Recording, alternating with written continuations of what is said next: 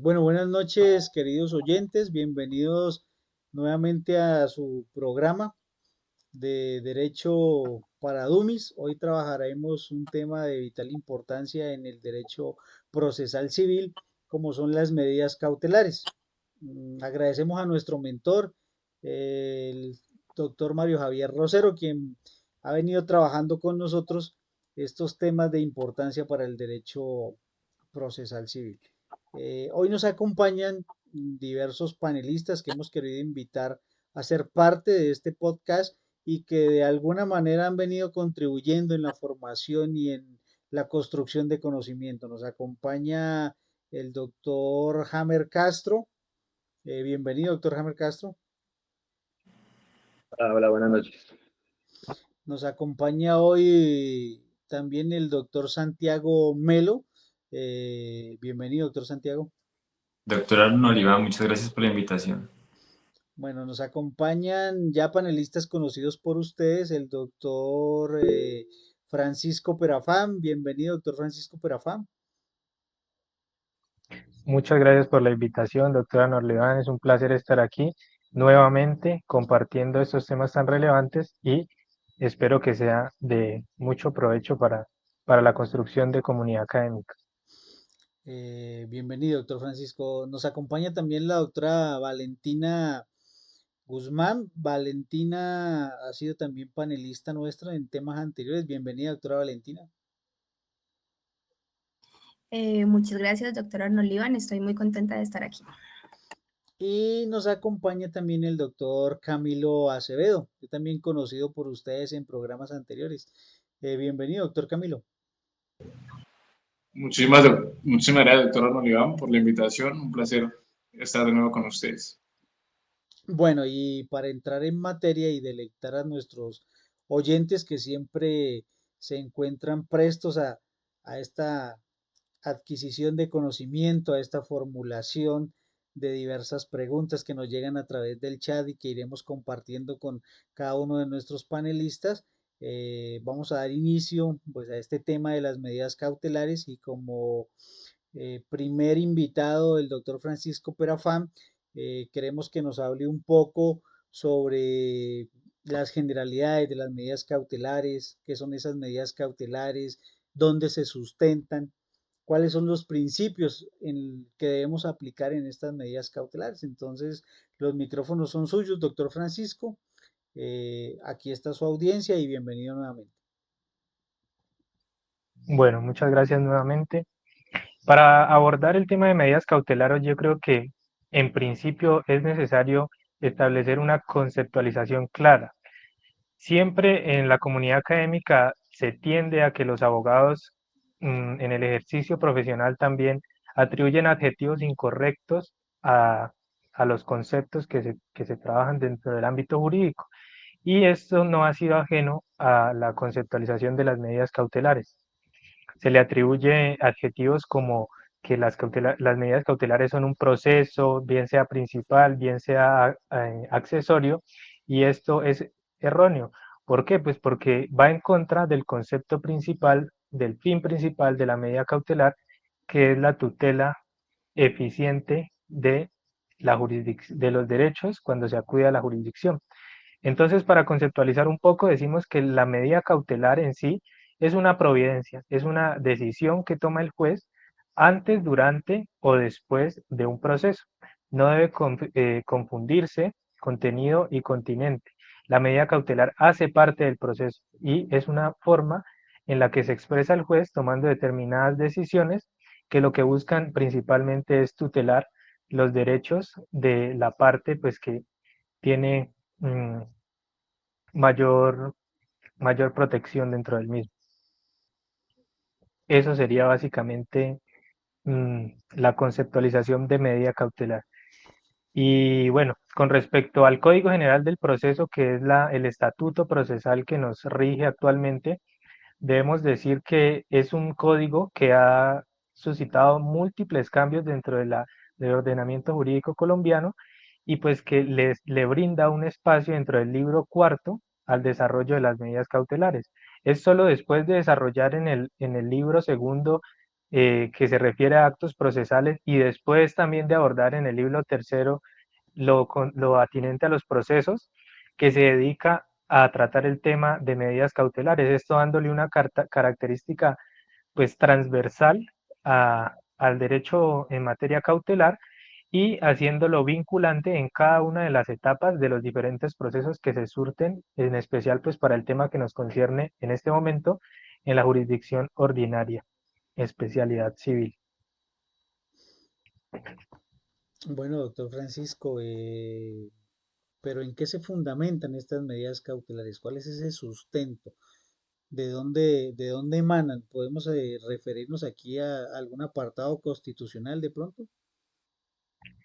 Bueno, sí, antes de ir con el fundamento constitucional de las medidas cautelares, hay que establecer, diría yo primero, la importancia y el lugar que tienen dentro del Código General del Proceso.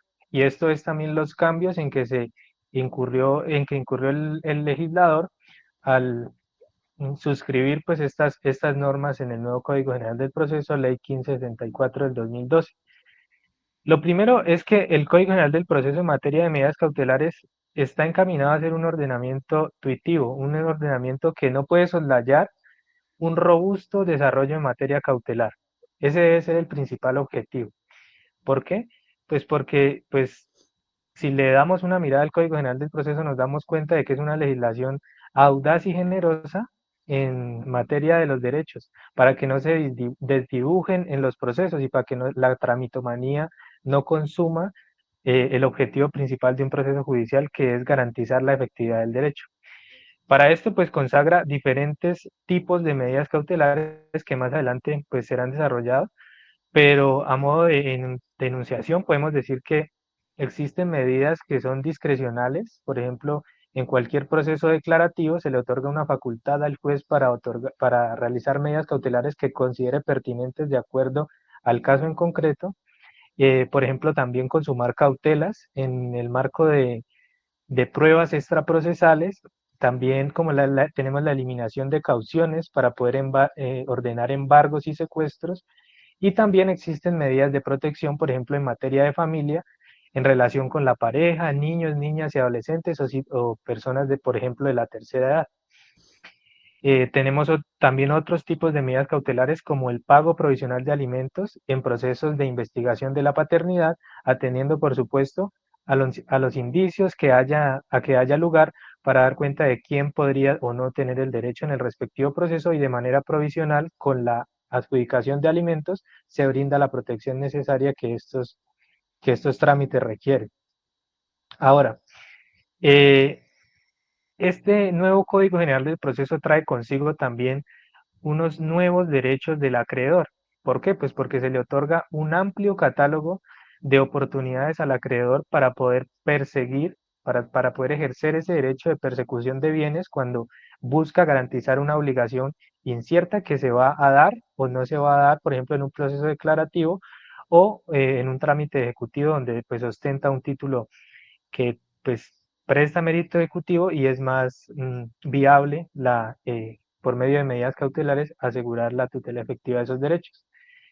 Y vamos a decir que necesariamente, como se amplió el rango de persecución del acreedor, pues en contraposición a ello y para contrarrestar un poco el efecto de esto, tiene que haber un aumento de la categorización de bienes de tipo inembargable. ¿Por qué? Pues porque al tener una amplia discrecionalidad del juez a ejercer medidas en materia cautelar, pues claramente se pueden ver derechos perjudicados, y lo que pretende el Código General del Proceso, ampliando el catálogo de bienes inembargables, es precisamente proteger derechos pues como de mayor relevancia, como la vida digna, el mínimo vital, el derecho a la información o a la intimidad. Entonces, teniendo como base el Código General del Proceso, pues nos permite profundizar en un tema que es neurálgico para las medidas cautelares, pues en la administración de justicia como tal. Bien, y ahora sí, conforme a su pregunta, que era la perspectiva constitucional, hay que decir que las medidas cautelares, no solo en materia civil, tienen un amplio respaldo por parte de la Constitución Política del 91 y por supuesto del bloque de constitucionalidad. ¿Por qué? Pues porque en la Carta Magna encontramos principios relevantes que pues pueden brindar asidero al, al, al ejercicio de estas medidas cautelares por parte del juez. Y también la Constitución establece en su texto cautelas concretas que pues están encaminadas a que por supuesto haya un desarrollo legal posterior a la norma pues, que plasmó el constituyente en la Carta Magna. Ahora, dentro de estos principios constitucionales encontramos los que le dan sustento a las medidas cautelares y el primero, el más importante de todos, es el artículo 2 de la Constitución Nacional, donde sabemos que encontramos los fines del Estado y dentro de esos fines del Estado está uno de los más relevantes, que es garantizar la efectividad de los derechos que se consagran en el texto. Esto, por supuesto, no puede ir en detrimento del debido proceso, porque pues habrá que ponderarlo en el caso en concreto cómo vamos a utilizar las medidas cautelares. Sin embargo, pues decimos que en materia de efectividad de derechos, a veces el debido proceso y la ritualidad pues tendrá que ceder un poco para poder obtener ese objetivo principal al que nos enfrentamos.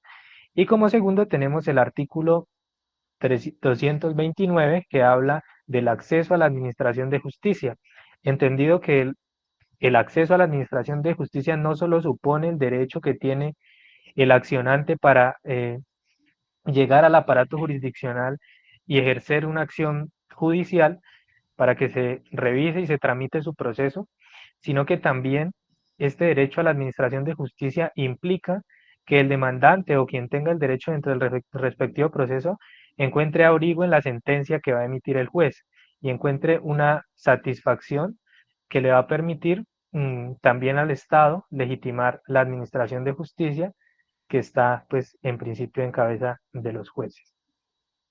También tenemos una normatividad en materia pues, de carácter fundamental como la ley estatutaria de administración de justicia, ley 270 del 96, que predica que la administración de justicia es la encargada también, como lo menciona la Constitución del 91, de hacer efectivos estos derechos y obligaciones, garantías y obligaciones, y pues también como es el fundamento de la administración de justicia en Colombia, pues es imperativo acatarla. Todo esto, por último, generando en un marco de conveniencia y convivencia social y una concordia nacional. Como conclusión, pues, de los preceptos constitucionales, tenemos que las medidas cautelares se posicionan como una herramienta que materializa derechos, ya sea fundamentales, ya sea patrimoniales, ya sea reales, y pues que permite ir más allá del mero conocimiento, de tener una sentencia para enmarcar, como se dice coloquialmente, y propender a su realización y materialización en la vida de quien acude a la jurisdicción. A modo de ejemplo, podemos verificar, por ejemplo, en la Constitución Nacional, medidas cautelares en materia penal, como el artículo 28 y el 32, que precisan características de, por ejemplo, la detención preventiva, o el artículo 250, que establece el control de garantías al que debe someter la Fiscalía General de la Nación, muchas de sus actuaciones. Y en materia administrativa, por ejemplo, el artículo 238 nos habla de una medida cautelar en relación con la suspensión de efectos de actos administrativos. Ahora, pues es importante destacar, como se dijo anteriormente, que las medidas cautelares están basadas principalmente en la prevalencia del derecho sustancial. Sin embargo, pues es siempre habitual encontrar un conflicto entre esto y las reglas pues, que van de la mano con el respeto al debido proceso, porque es necesario impedir que el derecho material pues se diluya o se vaya entre las manos cuando hablamos también de las formalidades, las etapas de un proceso y pues las ritualidades a las que los abogados comúnmente nos enfrentamos. Entonces, por último, decimos que el titular del derecho, pues por algo acude a la jurisdicción y no podemos enfrascarnos en todas estas ritualidades para pues impedírselo. Eso sería el fundamento constitucional de las medidas cautelares, doctor. Bueno, doctor Francisco, y referente a los principios que debemos aplicar en materia cautelar, ¿qué nos puede comentar? Bueno, Los principios de materia cautelar obedecen a criterios muy sencillos, pero sustanciales. El principio, por ejemplo, fundamental es el de legalidad, el que predicamos de todas las actuaciones en derecho. Y en materia cautelar decimos que no hay medida cautelar sin ley previa que la autorice. Sin embargo, esto no implica que sea el legislador en que en su facultad describa de manera taxativa todas las medidas cautelares, sino que más bien ejerza una función de dirección y que le permita conocer al juez en qué asuntos puede decretar ciertas medidas cautelares y en qué asuntos debe abstenerse de hacerlo. Esto da lugar a las denominadas medidas cautelares innominadas. ¿Por qué? Pues porque es el juez el que en virtud del principio de inmediación judicial se está dando cuenta de lo que sucede en el proceso, se está dando cuenta el riesgo que corren algunos de los derechos que se solicitan en el marco de la jurisdicción, y es el mismo pues que va a tener la facultad de advertir esos riesgos y de prevenirlos de la manera que considere eficaz. No necesita estar relegado pues a una ley que le diga especialmente qué medida cautelar debe aplicar.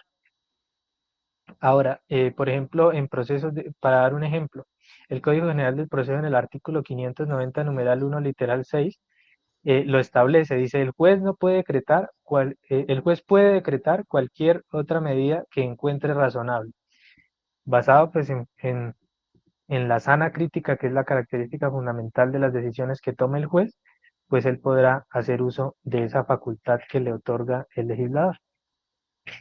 Como segundo principio, podemos señalar que debe haber una apariencia de buen derecho para decretar una medida cautelar.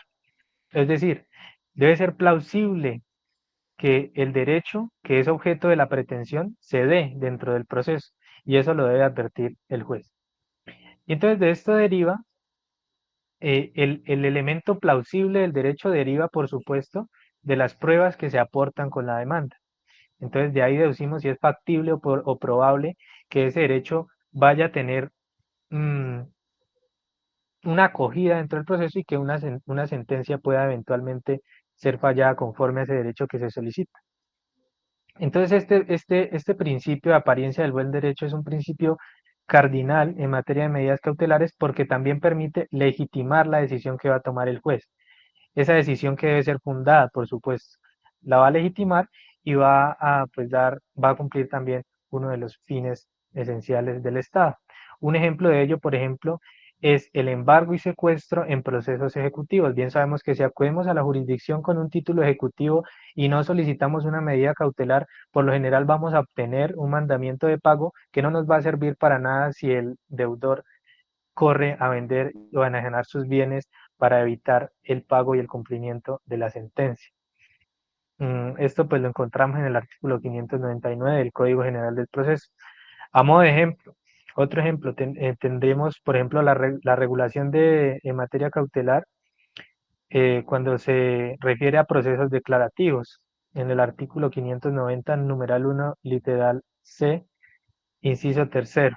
O, por ejemplo, en materia de familia, el artículo 386, numeral 5, como lo mencionaba anteriormente, en fijación provisional de alimentos cuando nos encontramos de frente a un proceso de investigación de la paternidad.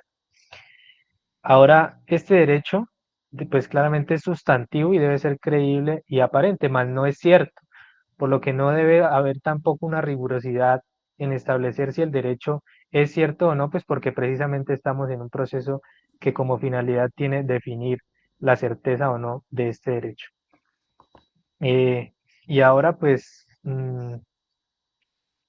tenemos otro principio fundamental que es la base principal de las medidas cautelares y es el peligro de mora judicial. Sabemos que el cumplimiento del debido proceso, que es un principio importantísimo dentro del ordenamiento jurídico colombiano, lleva consigo pues una cantidad de tiempo que muchas veces es muy larga. Entonces lo que brinda la medida cautelar es la posibilidad de que ese proceso judicial transcurra y que el derecho en cuestión, el derecho debatido, no se vea negado en una eventual sentencia. Sin embargo, pues hay que dejar en claro que la situación jurídica puede desaparecer, por ejemplo, lo que hablábamos del embargo y secuestro de bienes. La ostentación de la calidad de propietario pues puede desaparecer en el marco de este proceso largo y pues puede desembocar en una eventual pérdida del mismo y en una sentencia que no sirve para nada. Entonces, las medidas cautelares creo que ya le dimos un desarrollo a través de los principios y pues para advertirlo, es necesario indicar que estas pueden ser practicadas en cualquier momento del proceso, siempre y cuando el juez lo crea conveniente, desde el comienzo, bien sea en el auto admisorio de la demanda o en el mandamiento de pago, y pues en el transcurso del juicio, en las oportunidades pertinentes. Ahora, como último, pues que guarda relación, por supuesto, a lo que vengo mencionando anteriormente, tenemos un principio que es la sospecha del deudor. Es cuando manifiestamente nos damos cuenta que el deudor eh, pues se presenta como reacio al pago de una eventual sentencia en su contra y pues se evidencia, por supuesto, una desconfianza frente al cumplimiento de una decisión judicial en favor de la parte accionante. Sin embargo, pues el ordenamiento jurídico establece una serie de excepciones a este principio de sospecha del deudor y de manera normativa otorga la confianza a ciertas entidades, pues de las cuales es difícil predicar un no cumplimiento de la sentencia judicial, bien sea por su respaldo patrimonial o por sus características propias, como lo son, por ejemplo, las entidades financieras y las entidades públicas que siempre estarán prestas a responder ante la Administración de Justicia. Eso sería a grandes rasgos los principios que mm, nos dan una idea del fin y de los alcances de las medidas cautelares, doctor. Bueno, doctor Francisco, agradecemos mucho su aporte en esta construcción de conocimiento, una exposición muy clara sobre los soportes constitucionales y los principios, así como esas generalidades que debemos conocer sobre las medidas cautelares. Bueno, pues dando continuidad en nuestra temática, me voy a permitir también expresarles parte de este conocimiento. Yo quisiera también abordar temática del tema, no ser solo un espectador. eh, pues siempre he tratado de llevar la batuta en este proceso, pero pues también me gustaría participar. Entonces aquí estoy a su disposición. No sé los demás panelistas que quisieran escuchar. Bien, pues se me quedaron usted sabe que siempre estamos prestos para aprender en este escenario y a mí me gustaría usted que ha dentro de su carrera profesional trabajado también bastante acerca de las medidas cautelares, que usted nos brindara una disertación acerca de las características de las mismas. ¿Cómo sabemos que nos enfrentamos a una medida cautelar? Sí, ¿cuáles son esas características principales de las medidas cautelares? Claro que sí. Bueno, entonces, como primera medida, podemos decir que las medidas cautelares tienen unas reglas generales, ¿ya?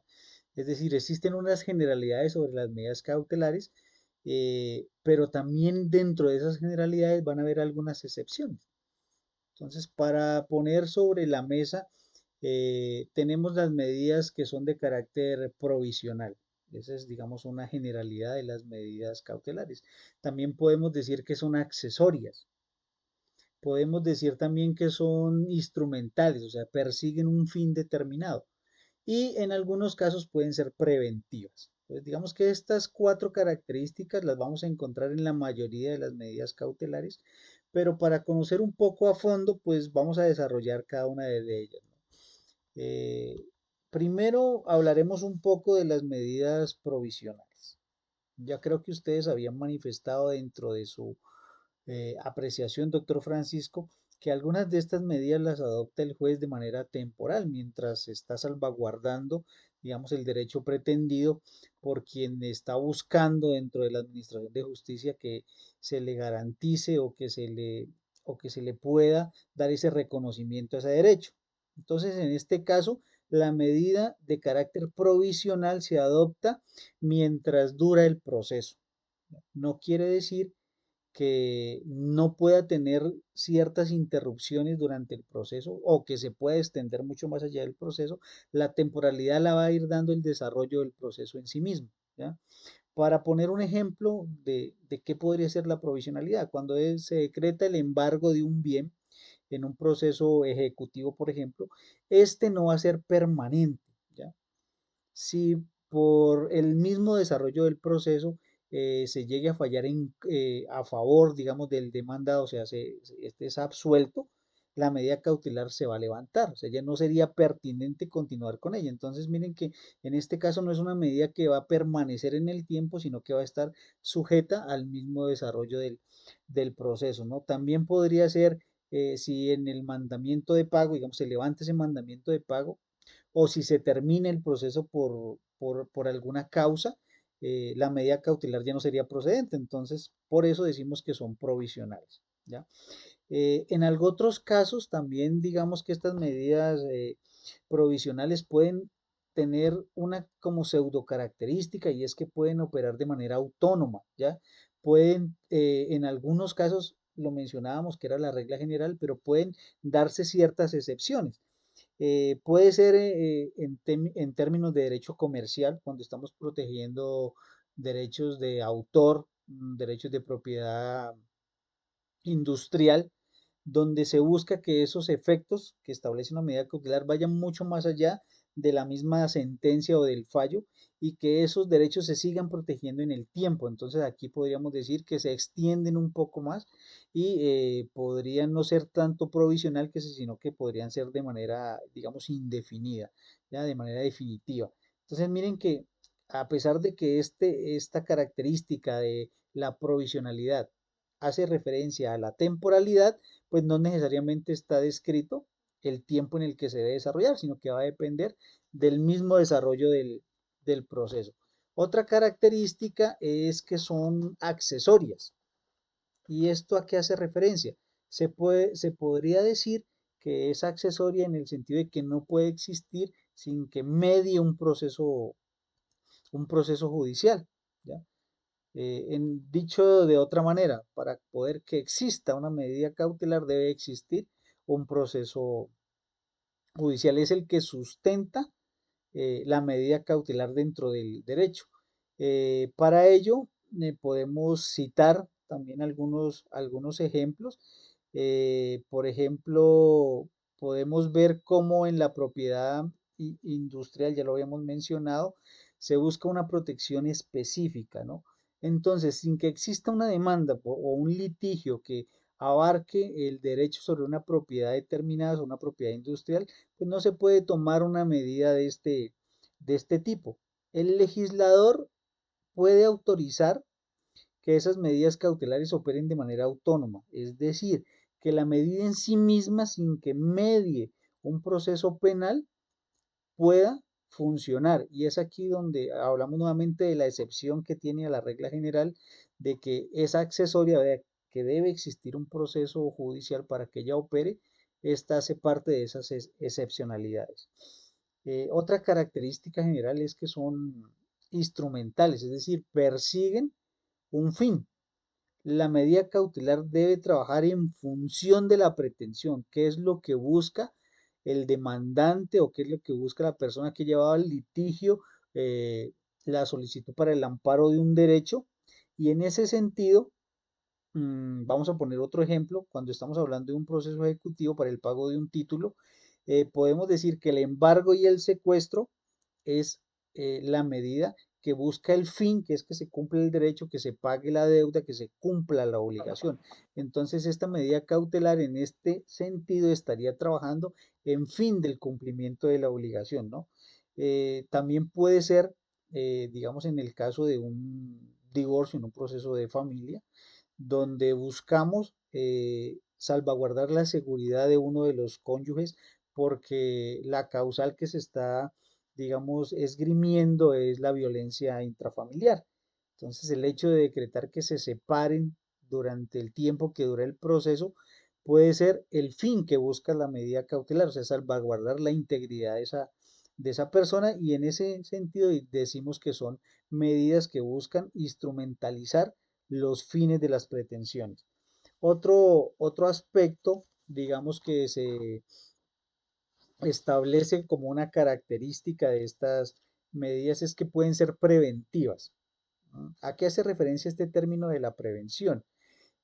Buscan anticiparse a la decisión final en el proceso judicial, sin que esto implique que se está buscando sancionar de manera anticipada, digamos, al demandado o a la persona sobre la cual se instaura la medida cautelar. Simplemente lo que buscamos es eh, obtener una garantía que permita, como bien lo mencionó el doctor Francisco, un acceso real a la justicia, que no se queden los fallos simplemente en el papel, ya en algo para enmarcar, sino que la persona que buscó la jurisdicción pueda sentir que el derecho se ha, digamos, se ha, ¿cómo se dice? Se ha consagrado, se le ha dado, se ha reafirmado ese derecho, y que a su vez él lo puede hacer valer ante otros. Entonces, muchas veces tenemos sentencias que en un proceso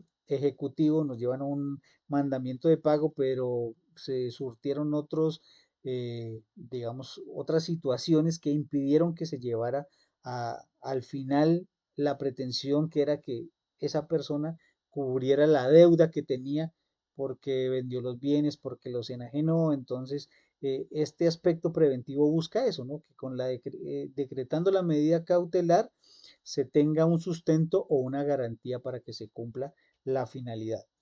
Entonces, digamos que estos son como los términos o las características generales que puede tener una medida cautelar en sí misma. Perfecto, Arnold Iván, gracias. Nos ha quedado muy claro toda la dinámica en cuanto a las características. Sin embargo, pues como es de usual utilización dentro del ámbito jurídico, también nos gustaría pues que todos nuestros oyentes escuchen un poco acerca de cuáles son los objetivos de la medida cautelar, para qué nos sirven, por qué la usamos. Claro Y que pues sí. en ese sentido, gracias. Bueno, como usted bien lo menciona, para dar respuesta a cuáles son los objetivos, podemos formularnos algunas preguntas. ¿Para qué puede servir una medida cautelar? Mm, ¿Qué es lo que persigue el legislador decretando una medida cautelar? ¿Y cuál puede ser el objetivo específico de esa medida cautelar? Entonces, en términos generales, pues lo que se busca es contribuir a que se materialice el derecho. Ya es lo que habíamos hablado, de que realmente se dé un acceso a la administración de justicia, de que el derecho sustancial, pues finalmente, una vez reafirmado el derecho, le pueda garantizar a quien estableció el litigio, que su pretensión sea cumplida, que simplemente pues no sea un fallo, sino que se materialice. Si estamos hablando de una obligación, pues en el cubrimiento de esa obligación. Entonces, frente a ello, lo que busca la medida cautelar, podemos enmarcarlo, pues en primer lugar, de para qué sirve esa medida cautelar. Y la respuesta puede ser: sirve para preparar la ejecución de la sentencia, ¿ya? En caso de que ésta le sea desfavorable al demandante. ¿Qué quiere decir eso? No, repito, no es que estemos anticipándonos a una decisión, ni que estemos, digamos, juzgando de manera anticipada al demandado, decretándole una medida cautelar, ¿ya? Lo que estamos buscando es que se tenga de cierta manera una garantía para cubrir y amparar el derecho basado pues en la pretensión que tiene el demandante. Un ejemplo claro puede ser cuando decretamos el embargo y el secuestro de un bien. Para librar luego el mandamiento de pago, el legislador busca que esos bienes que fueron embargados y secuestrados estén dispuestos, ¿ya? Para que en el ejercicio de la fase de ejecución forzada de la sentencia se pueda proceder a las acciones siguientes, que podrían ser generar un avalúo, liquidar cuánto pueden costarnos esos bienes para poder liquidar, digamos, el crédito o la deuda que se tiene. Si es el caso, generar un remate que de alguna manera con el dinero obtenido pues, se pueda pagar esa obligación o cubrir esa obligación y el excedente, si es el caso, pues lo tenga la persona que fue desfavorecida en el fallo. Entonces, como ven, empieza a ser como una preparación de algunos elementos que pueden contribuir a a la materialización del derecho. También nos puede servir para anticipar el fallo. ¿Y qué quiere decir esto?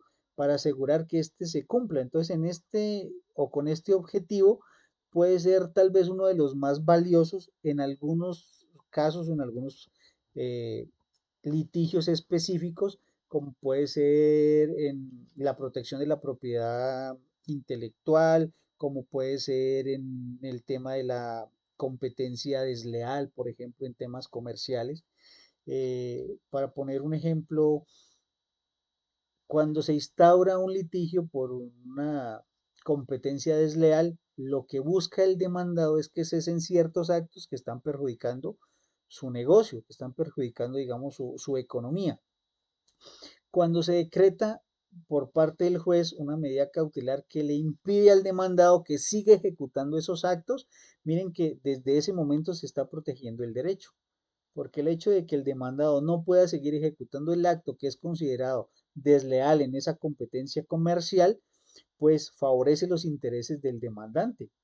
Ya, el hecho de que él no se sienta perjudicado o que no se siga perjudicando con esa práctica que está ejerciendo la contraparte, pues va a favorecer sus intereses. Entonces vemos aquí cómo de manera anticipada no quiere decir que se le haya dado la razón al demandante, ni tampoco que se esté perjudicando de manera, digamos, anticipada al demandado, simplemente que esa medida está permitiendo garantizar un derecho que se está alegando y una vez pues en el desarrollo del litigio se puede ya determinar quién tiene la razón y si fuese el caso, ya esa medida que fue decretada de manera provisional puede ya extenderse en el tiempo y generar, digamos, una protección indefinida frente a esa contraparte que vulneró pues esas reglas comerciales.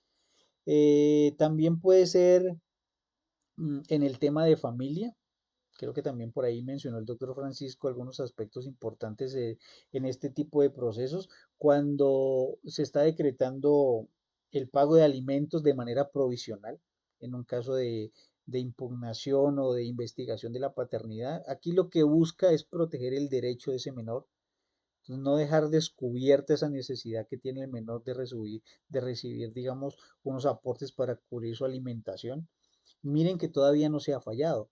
Simplemente estamos garantizando un derecho que tiene esta parte y durante el desarrollo del proceso pues se definirá si realmente la persona que fue demandada debe seguir cubriendo o va a ser absuelta. Entonces miren que esta, esta, esta finalidad, este objetivo de anticiparse al fallo lo que busca es eso, la protección de un derecho en tiempo, en tiempo real.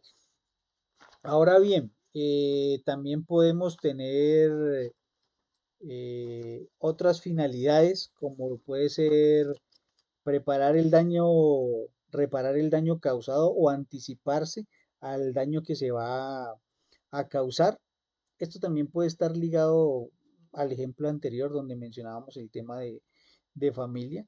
El demandado que es obligado pues a pagar alimentos de manera provisional mientras sale la sentencia, está salvaguardando un derecho del menor y ese hecho de generar que él cumpla con esa medida cautelar de pagar provisionalmente los alimentos, no quiere decir que haya sido sancionado. Miren que está evitando es que se cause un daño en el menor y a su vez él puede reclamar en el caso de que sea absuelto, digamos a la contraparte, la devolución de ese dinero que fue pagado. Entonces miren que la medida cautelar aquí no está generando un perjuicio, porque si bien es cierto, le puede desfavorecer el fallo de manera, eh, digamos, de manera inicial, él ha cumplido con una obligación que legalmente le era atribuida. Pero en el caso en que le sea desfavorable al demandado, es decir, que sea absuelta la persona, viene que tiene la posibilidad dentro del mismo proceso el juez de indicar que esa persona debe ser resarcida, o sea que se le debe hacer la devolución del dinero pagado por una responsabilidad que no le pertenecía. ¿ya?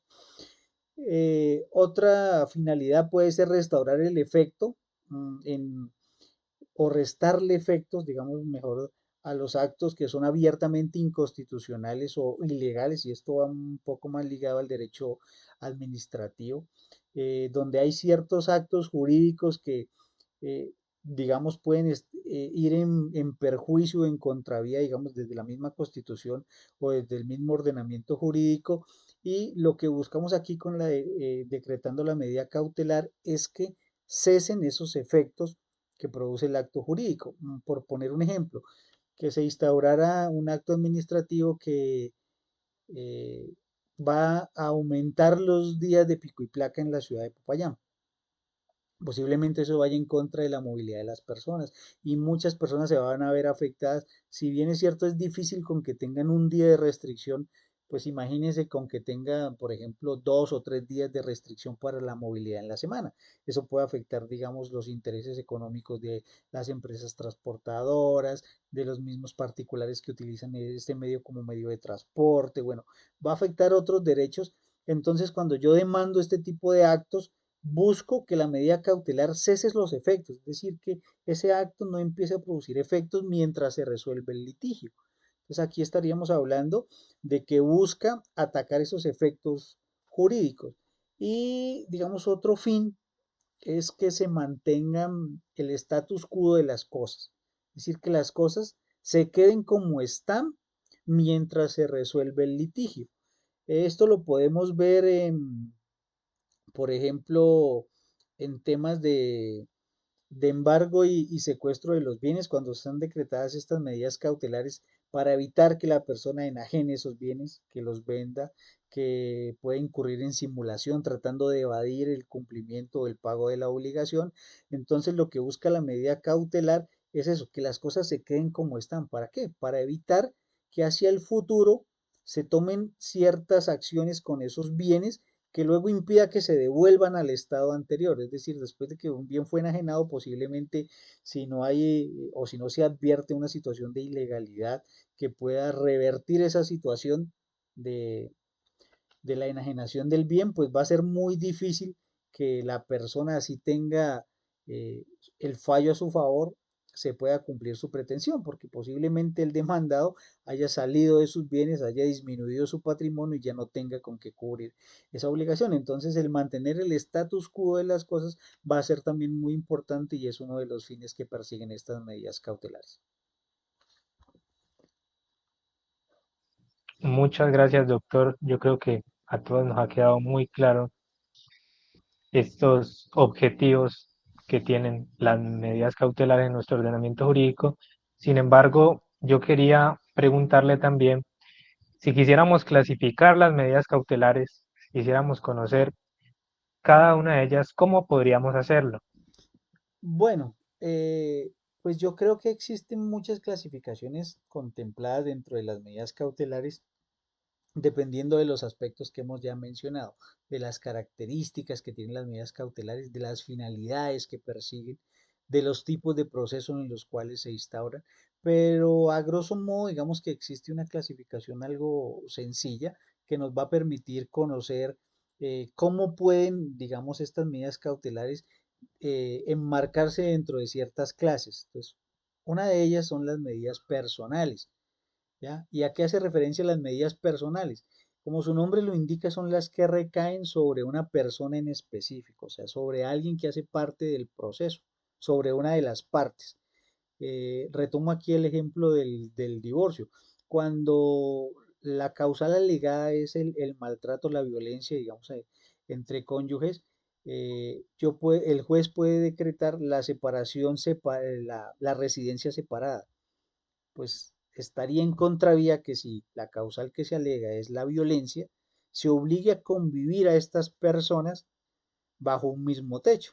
Entonces el juez aquí decreta la residencia separada buscando que mientras se resuelve el proceso, pues no se siga suscitando la situación de la violencia, ¿no? Entonces recae sobre quién, sobre esas personas en específico, sobre puede ser el cónyuge agresor, que es el obligado, pues a separarse del hogar o del núcleo familiar. Tenemos también las que son patrimoniales, ¿ya? también aquí su nombre lo indica, que van a afectar el patrimonio, es decir, son las que recaen sobre los bienes eh, que son sujetos pues de aplicación de estas medidas cautelares, como el embargo, el secuestro, y lo que busca es, ya lo decíamos, es preparar o anticiparse, digamos, a la sentencia buscando una garantía para que pueda ser cumplida la obligación en el caso de que sea, digamos, desfavorable para el demandado y deba eh, afectar su patrimonio, ¿no? También tenemos las que buscan eh, medidas cautelares que buscan cesar actos o efectos de actos jurídicos. Ya lo habíamos mencionado anteriormente, cuando estoy buscando de que cierto acto jurídico no produzca efecto, entonces puedo instaurar una medida que busque eso, que cesen los efectos mientras se desarrolla o mientras se resuelve el litigio. También podemos hablar de medidas cautelares que son nominadas o típicas. Por ahí también nos mencionó algo el doctor Francisco. Cuando decimos que son nominadas o típicas es porque están descritas en nuestro ordenamiento jurídico. Ya el legislador ha advertido en qué consisten, cómo se instauran, cómo se desarrollan. Es decir, existe ya una descripción de cómo estas pueden aplicarse dentro del ordenamiento jurídico, ¿ya? Pero tenemos la contraparte, que serían las medidas cautelares innominadas o atípicas. También por ahí el doctor Francisco nos mencionó algo de ellas. Es cuando el juez tiene a discrecionalidad establecerla dependiendo del fin o de lo que esté o de lo que se persiga, de lo que persiga el demandado en su pretensión. Es decir, estas no están descritas en ningún lado. Él simplemente, digamos, haciendo la sana crítica, el razonamiento pues lógico de la pretensión y de lo que busca el demandado, puede decretarla y va a ser el mismo juez el que va a definir cuál va a ser el alcance, qué es lo que va a cubrir esa medida cautelar, qué es lo que va a proteger, cuánto tiempo va a durar, etcétera. Entonces aquí estaríamos hablando de las que son eh, innominadas. Y digamos, finalmente tendríamos las que son conservatorias, son también, van ligadas al fin de mantener el status quo de las cosas, es decir, esas que pretenden que no cambien las cosas hasta que se resuelva finalmente el litigio, de que se mantengan como están.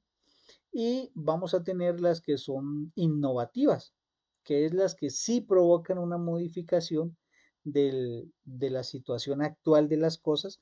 Y aquí podemos retomar nuevamente el tema del derecho de familia, donde estamos en un proceso de divorcio, para ilustrar un poco mejor con este ejemplo, donde debe tomarse una decisión de qué va a pasar con los menores mientras dura el proceso.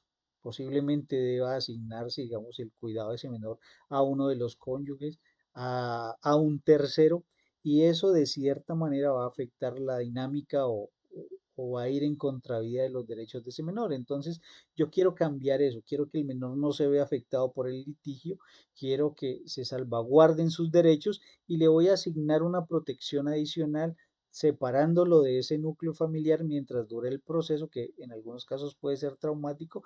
Entonces a eso le llamaríamos una medida cautelar innovativa porque está, digamos, cambiando una situación que no quiere decir que le esté generando una afectación a cualquiera de los dos cónyuges, sino que simplemente es necesaria en ese momento pues para salvaguardar otros derechos que pueden ser fundamentales para un tercero y en el caso que he puesto como ejemplo pues estaríamos hablando del menor. Entonces, digamos que en términos generales, estas 6 clases, digamos que abarcan esas características y esos fines que hemos descrito anteriormente y que le van a permitir, digamos, a las personas poder identificar esa medida cautelar, qué es lo que está buscando, dónde se enmarca y a qué clase pertenece. Muchas gracias, doctor Arnold. Eh, Veo que hemos acaparado un poco el espacio del día de hoy y pues entendiendo eso, me gustaría mucho escuchar a la doctora Valentina, ya que ha tenido la oportunidad de estar presente en el proceso legislativo que ha conllevado pues la inclusión de todo el derecho en materia cautelar y pues me gustaría que nos dilucidara un poco acerca de la regulación en Colombia. ¿Qué tenemos hoy en la ley y en el ordenamiento jurídico colombiano para poder entender un poco este fenómeno jurídico. Claro que sí. Muchas gracias, doctor Francisco. Hoy vengo a hablarles un poquito de las medidas cautelares. Estas están organizadas de manera sistemática en el Código General del Proceso, específicamente en el libro cuarto, título primero. Este libro compila las normas generales sobre medidas cautelares, estas que las que se aplican en diferentes tipos de procesos, como lo son el declarativo, el de familia y los ejecutivos. También sobre los que se realizan en las pruebas extraprocesales. Estos ya los van a tratar los otros panelistas, que es su materia de donde son más expertos.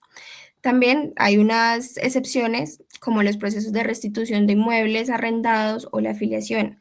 Este tipo de cuentan con regulación especial debido a la relevancia del tema. Bueno, doctora Valentina, ¿cuál es la importancia de las medidas cautelares? Claro que sí, las medidas cautelares son realmente importantes porque estas aseguran que los derechos que están en disputa estén protegidos de manera efectiva durante el proceso judicial. El objetivo de las medidas cautelares es prevenir daños irreparables o que la sentencia final pierda su efecto. Esto garantizando que los derechos de las partes estén a salvo mientras se resuelve el litigio. Además, están estrechamente relacionadas con el derecho fundamental a la tutela judicial efectiva, lo que significa no solo tener acceso a la justicia, sino también que las decisiones judiciales se ejecuten de manera rápida y efectiva. Bueno, y finalmente háblenos de las medidas cautelares en pruebas extraprocesales. Sé que es experta en el tema y nos gustaría conocer su percepción. Claro que sí, esto es una gran novedad en el Código General del Proceso, ya que ahora, como pues usted lo mencionaba, se pueden solicitar y establecer medidas cautelares mientras se lleva a cabo pruebas extraprocesales, como pueden ser inspecciones, peritajes, exhibición de documentos o en los interrogatorios.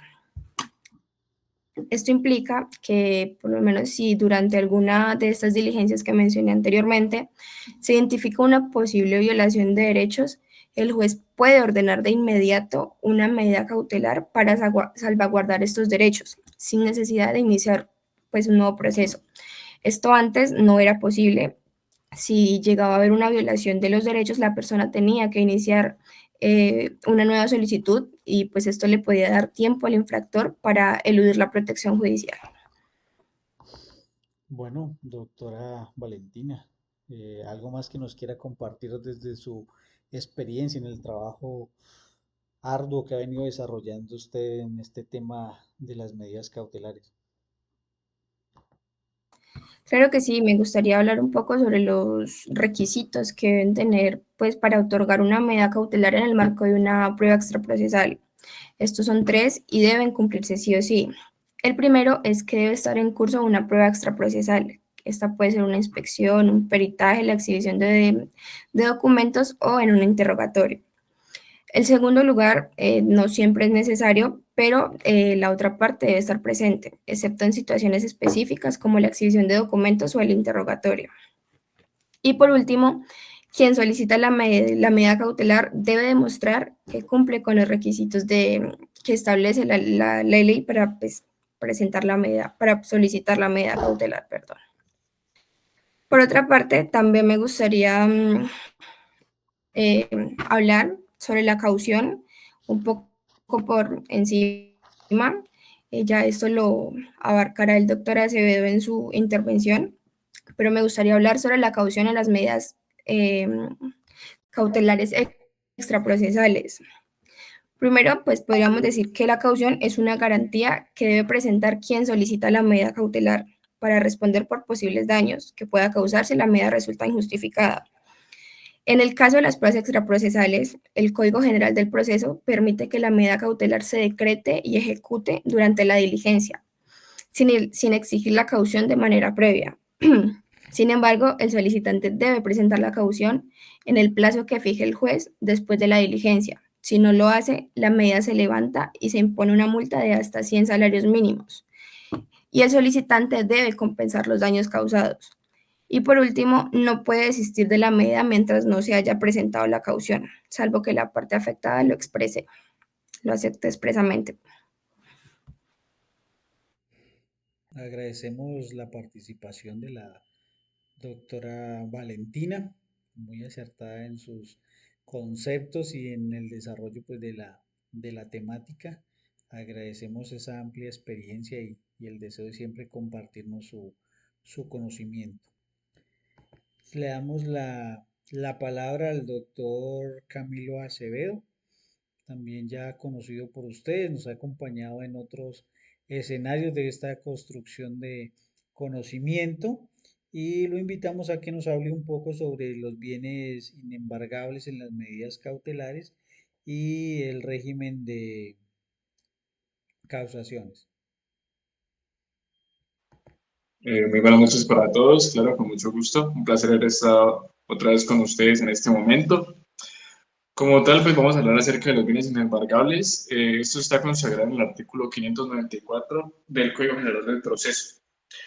Como tal, establece que los bienes no pueden ser objeto de embargo ni secuestro, salvo excepciones muy limitadas. Esta protección tiene como finalidad preservar el mínimo vital, la dignidad humana y garantizar el funcionamiento de servicios públicos esenciales.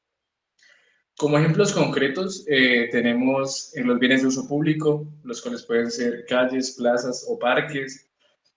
También tenemos los bienes fiscales destinados a servicios públicos. Determinadamente podríamos decir que son hospitales, colegios, estaciones de policía, sueldos o salarios y prestaciones sociales, hasta el 50%. Esto incluye primas y cesantías, a excepción de deudas por alimentos que pueden embargar hasta más del 50% como tal.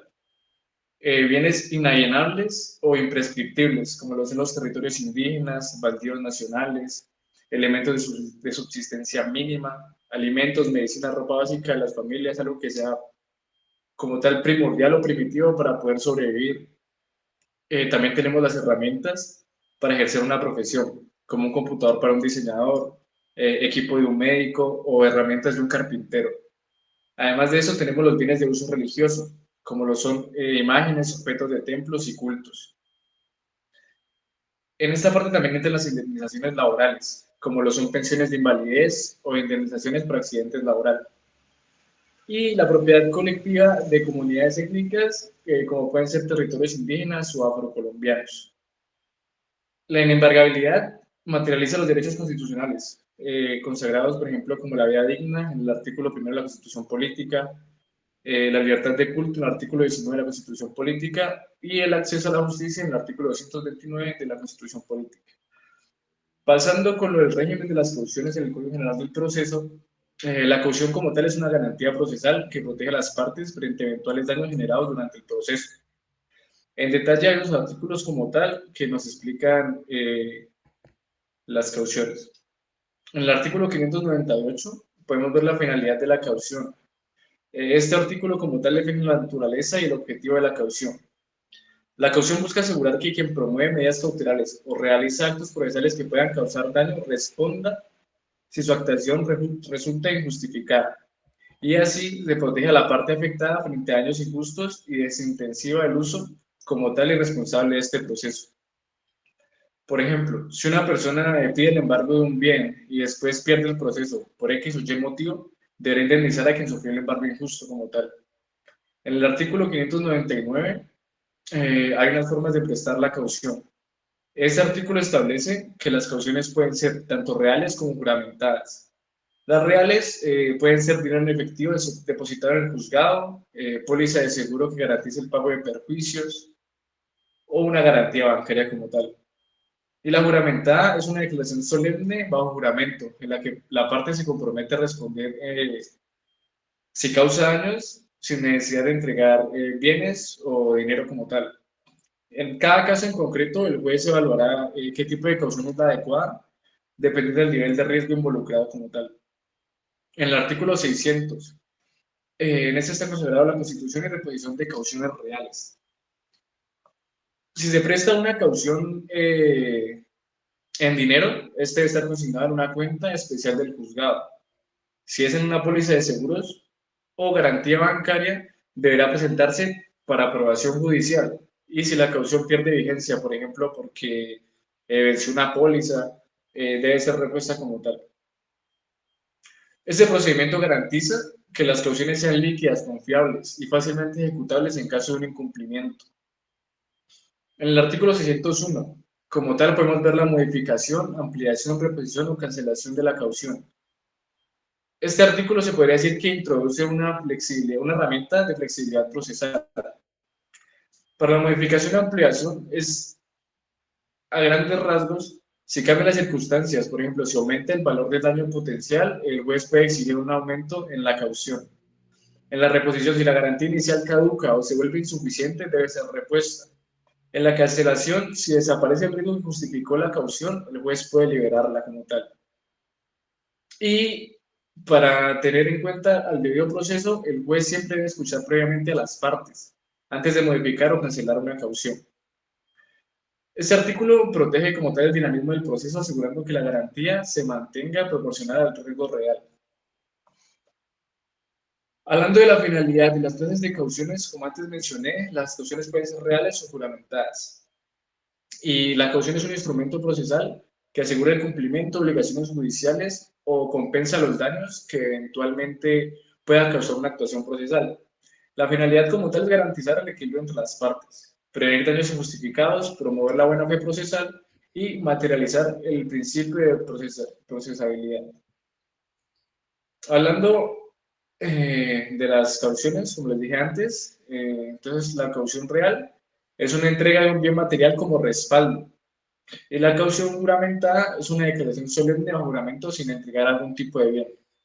Esto lo determina el juez dependiendo del caso en concreto y sabiendo evaluar el riesgo potencial que se tiene en el proceso. Como tal, en un proceso justo, no solo se tutela el derecho al vencedor, sino también se protege la dignidad del vencido. Y esa es la verdadera esencia que de la caución. Muchísimas gracias por escucharme. Bueno, agradecemos al doctor Camilo, siempre presto pues a compartirnos su conocimiento, envidiándolo porque se encuentra en Miami disfrutando de la playa y el sol. Ya pronto estaremos también por allá acompañándolo, doctor Camilo. Bueno, continuando con nuestros panelistas, queremos darle paso al doctor Santiago. Es la primera vez que nos acompaña en este programa. Vamos a compartir con él un poco sobre la reducción de los embargos, el levantamiento de las medidas cautelares. Vamos a mirar la sustitución de medidas cautelares y finalmente cómo se puede generar el levantamiento del embargo y secuestro de bienes. Entonces le damos la palabra al doctor Santiago Melo. Listo, doctor Arnold Iván, muchas gracias por la invitación. La verdad estoy bastante complacido con participar en este podcast y hablar sobre este tema que es tan importante pues dentro del quehacer del abogado litigante. Entonces pues comencemos con la reducción como tal de los embargos y de los secuestros, y es que el Código General del Proceso le permite al juez estudiar, como le mencionó el doctor Francisco al inicio pues, de este podcast, como le permite al juez estudiar acerca de ese derecho que puede llegar a tener la persona. Sin embargo, pues como se está dentro del proceso, pues no se tiene como tal la certeza de si va a ganar o no. Entonces, el Código General del Proceso le permite determinar si esa medida cautelar es excesiva a lo que pues, se pretende garantizar el cumplimiento de la obligación, y en el caso pues, de que esto sea dado a petición de parte, lo que el juez va a hacer es darle como traslado a la otra parte para que es la parte solicitante, para que ésta como que explique las razones por las cuales considera que los bienes a los cuales está solicitando la medida cautelar pues se debe aplicar. Y pues esto como que se relaciona mucho con el siguiente tema, que es la sustitución de la medida cautelar. Pues la medida cautelar lo que hace el demandante es solicitarla ante el juez pues, para que él mismo pues, la aplique.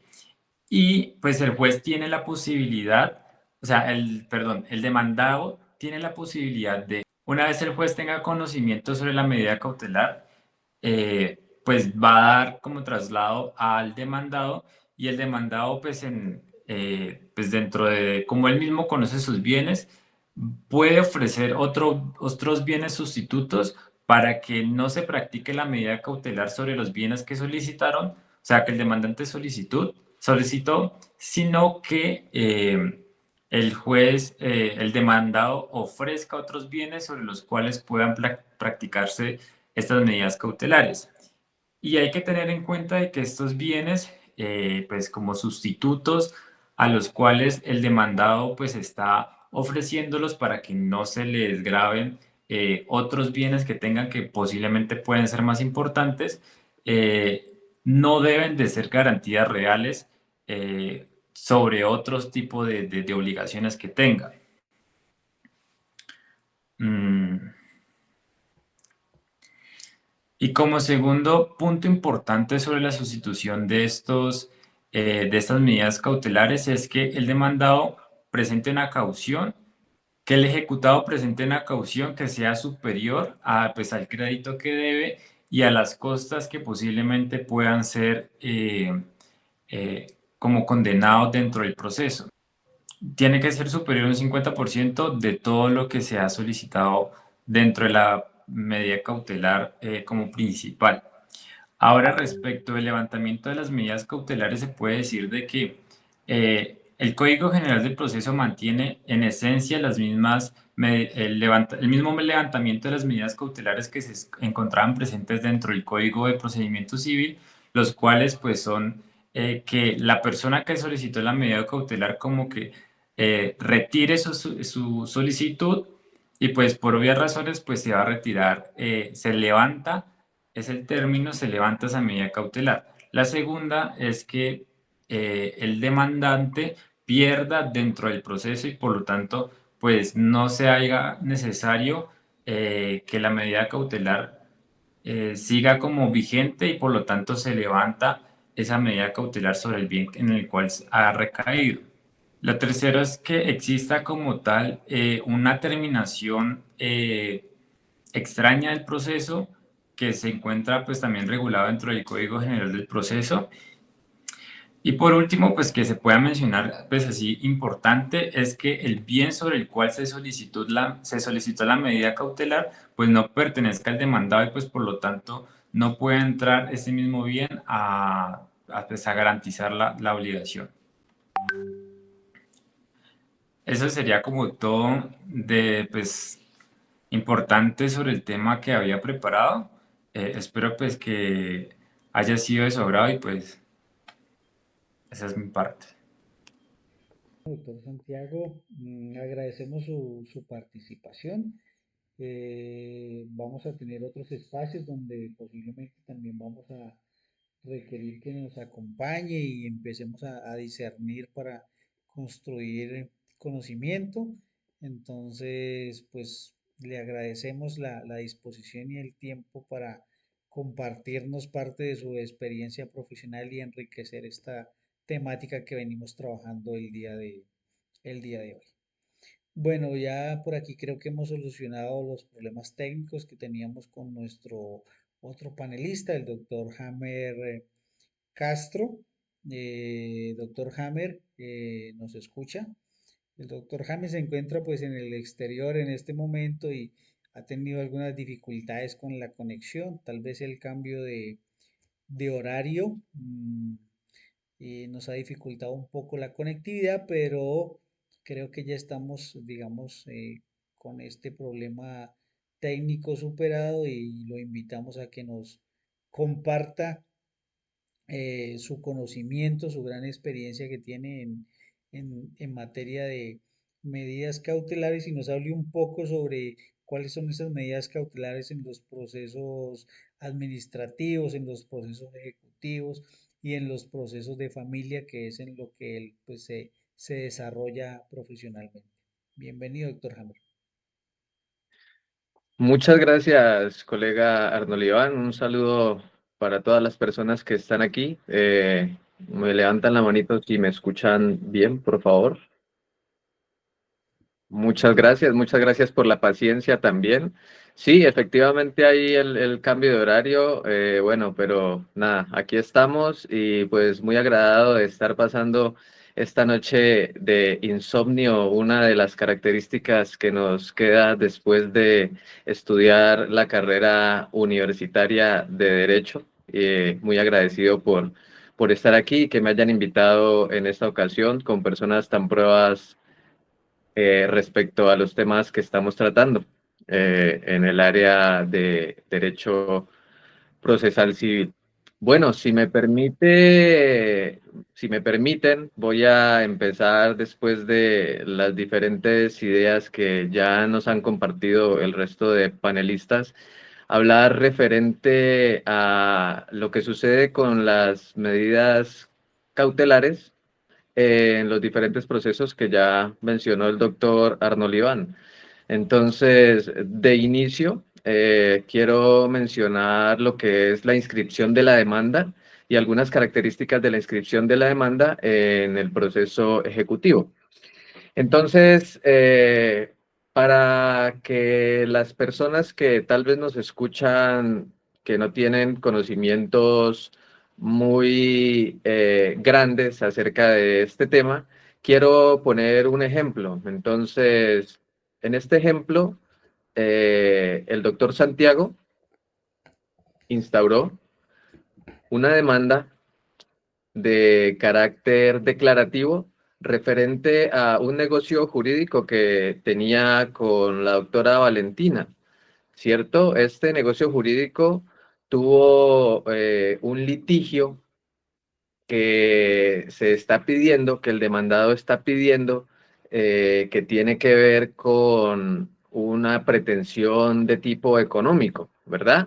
Entonces, consultaron un abogado X que encontraron fácilmente por el Facebook, y este abogado, en medio de este litigio, lo que propuso fue proponer una medida cautelar por unas máquinas de gimnasio que tenía en su propiedad la doctora Valentina. Sí, en medio de este litigio había un negocio jurídico donde las dos personas iban a invertir cierto dinero en estas máquinas de gimnasio. Entonces, imagínense ustedes que el demandado pensó que eso era totalmente posible y supuso que con eso ya iba a asegurar su capital económico, pero no contaban con que precisamente lo que nos dice el Código General de Proceso es que este tipo de inscripción de demanda solamente versa para los bienes que son sujetos a registro para poder materializar la tradición del mismo bien, ¿verdad? Entonces, voy a empezar con la inscripción de la demanda y sus características generales y en qué momentos procede. Entonces, como lo acabo de mencionar, la inscripción de la demanda solamente procede para los bienes que son sujetos a registro, ¿verdad? Otro elemento bastante importante es que cuando se hace la inscripción de la demanda, estos bienes no quedan por fuera del comercio. Entonces, en cualquier momento que se haya hecho la inscripción de la demanda por un lote de terreno o por un apartamento o por un vehículo, por una aeronave, el demandado puede hacer cualquier tipo de enajenación con este bien. La tercera característica, que es de gran importancia, es que lo que se quiere lograr con la inscripción de esta demanda es que haya publicidad frente a terceros, ¿verdad? De esa manera, como lo mencioné, se puede hacer diferentes tipos de negocios jurídicos con estos bienes. La persona que adquiere, que accede a tener ese negocio jurídico, lo podrá hacer con libertad, pero bajo la condición de la limitación que tiene este bien con la medida cautelar que en un momento dado puede este derecho de dominio ser censurado, ser anulado para la persona que está actuando en este momento como propietario del bien y que quiere hacer ese negocio jurídico. La cuarta característica es que se puede presentar esta inscripción de la demanda desde la admisión de la demanda, ¿vale? Entonces, ¿en qué momentos, en qué situaciones procede esta medida cautelar? Principalmente cuando se posee derechos reales principales sobre el bien. Y cuando haya lugar a que este bien esté garantizando la resolución de indemnizaciones en el caso de una responsabilidad civil extracontractual, ¿verdad? Este tipo de medida cautelar tiene una diferencia bien marcada con lo que es el secuestro y el secuestro de los bienes, ¿verdad? Tiene los mismos presupuestos de la inscripción de la demanda, pero el secuestro de los bienes, pues sí saca los bienes, perdón, del mercado, ¿verdad? Entonces, a grandes rasgos, esto es para iniciar lo que tiene que ver con las medidas cautelares en los procesos ejecutivos. Por supuesto que hay bastante tela de dónde cortar, pero de inicio, para dejar algunas premisas establecidas, pues quisiera empezar con esa parte. Quisiera saber hasta ahí cómo vamos con mi intervención y si existe alguna pregunta de parte de nuestro coordinador. Muy claro de todo, doctor Hammer. Yo creo que para los panelistas también ha sido muy clara la exposición, ¿no? El micrófono es suyo, lo invitamos a que continúe con su ponencia, con su presentación y que podamos seguir compartiendo ese conocimiento. Vale, correcto. Muchas gracias. Entonces me voy a permitir continuar con características especiales, en este caso, de los procesos ejecutivos, ¿verdad? Entonces, los embargos y los secuestros, en este caso, se presentan, estas solicitudes de estas medidas cautelares se presentan desde la presentación de la demanda y se decretan conjuntamente con el mandamiento de pago. Sí, hay que partir del hecho de que en el proceso ejecutivo ya se cuenta con un derecho que es exigible, pero en este caso las medidas cautelares no van en vía de este derecho que ya se posee y que la parte quiere exigir, sino que precisamente tiene que ver con algo que ya se mencionó anteriormente, que varios de mis colegas lo mencionaron, y tiene que ver con la tutela efectiva de la ejecución judicial y el reconocimiento constitucional del derecho que se tiene, ¿verdad? Otra característica importante en el proceso ejecutivo es que, a diferencia de lo que aparecía en el código, en nuestro código civil, no se condiciona a caución antes de solicitar esta medida cautelar. No obstante, el legislador también está consciente de que se debe garantizar también los derechos de la persona a quien se está pretendiendo hacer efectiva esta medida, estas medidas cautelares, y por tal razón sí puede decretar una caución del 10% del total de lo que se pretenda ejecutar. De esta manera, pues, se protege este derecho de la persona y dado el caso, pues, tendrá una solución económica en caso de que haya sufrido algún tipo de perjuicio respecto al decreto de esta medida cautelar. Entonces, en aras a poder como completar nuestro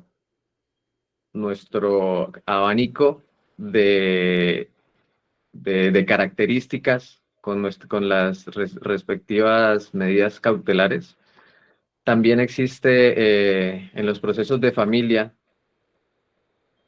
momentos, situaciones en las que se puede presentar, solicitar estas medidas cautelares para valoración del juez, ¿no? Ya lo mencionaron también hace algún momento, de que se podía velar por los derechos en diferentes procesos, los derechos de niños, los derechos de personas de la tercera edad, ¿verdad? Entonces, principalmente hay procesos que ya están definidos. Y el proceso que quiero mencionar en este momento es el proceso de investigación de la paternidad. Entonces, mientras que se está llevando a cabo este litigio y hay un menor de edad, es necesario que se proteja a este niño, se proteja a esta niña y hay que garantizarle sus mínimos vitales, lo que tiene que ver con alimentación, lo que tiene que ver con cuidado en general, lo que tiene que ver con su desarrollo educativo, con su desarrollo social.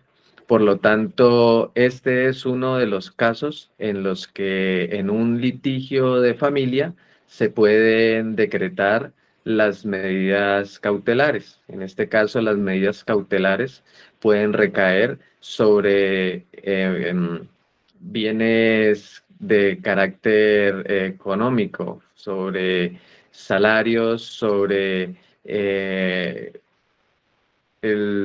la solución que se puede dar para poder garantizar estos derechos, indudablemente tiene que ver con dinero. Entonces, el juez tiene toda la potestad, tiene el poder precisamente de decretar estas medidas cautelares, en este caso principalmente, colega. Espero que haya podido centrar un poco las premisas anteriores en los procesos más específicos. Y bueno, otra vez muchísimas gracias y un gusto tenerlos a todos. Muchos saludos a la Universidad del Cauca y al profesor de Procesal Civil, profesor Mario, que lo recuerdo mucho por acá. Gracias. Bueno, con esto damos por terminado nuestro programa, no sin antes saludar a las personas que nos escribieron por aquí por el chat, que estuvieron pendientes de esta temática que abordamos el día de hoy. Veo por aquí conectada la gente de sexto semestre de Derecho de la Universidad del Cauca. Veo por aquí a gente de la Notaría Tercera, un saludo. Veo por aquí al doctor Mario Javier Rosero, también un fraternal saludo, por aquí lo acaba de saludar el doctor Hammer, que lo recuerda mucho. Vemos por aquí, bueno, cerca de, no alcanzo, no me alcanzaría el tiempo para leer esto, cerca de 200, 300 mensajes que nos han llegado en el transcurso del programa y agradecemos a las más de 35.000 personas que se nos conectaron el día de hoy en Derecho para Dummies, hoy que estamos abordando el tema de medidas cautelares.